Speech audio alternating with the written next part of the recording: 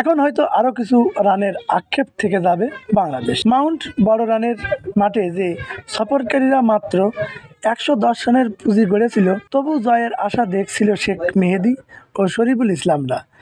তবে শেষের দিক ঝড় তুলে সেই জয় প্রাণ ছিনিয়ে নেয় নিউজিল্যান্ড ব্যাটার জিমি নিশাম।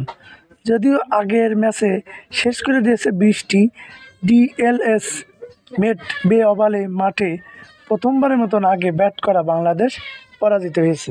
নিউজিল্যান্ডের বিপক্ষে টি-20 সিরিজের তৃতীয় এবং শেষ ম্যাচ আজ খেলতে নেমেছিল বাংলাদেশ। প্রথম ম্যাচ জেতার পর দ্বিতীয়টি পরিত্যক্ত হয় টাইগারদের সামনে। সুযোগ ছিল কিউদের হারিয়ে সিরিজ নিজেদের করে নেওয়া। টসে হেরে আগে ব্যাট করতে নেমে ব্যর্থ হয়েছে সৌম্য সরকার, নাজমুল, শান্তরা। 19.2 ওভারে অল আউট হওয়ার আগে শান্তর দল সংগ্রহ করে 110 রান। পরে লক্ষ্য তাড়া করতে নেমে শরীফুল ইসলাম, শেখ মেহেদী জোড়া আঘাতে ম্যাচে ফিরেছে সফরকারীরা। তবে ষষ্ঠ উইকেট মিচেল সেন্টার এবং নিসামের জুটিতে নিয়ন্ত্রণে ফিরে স্বাগতিকরা।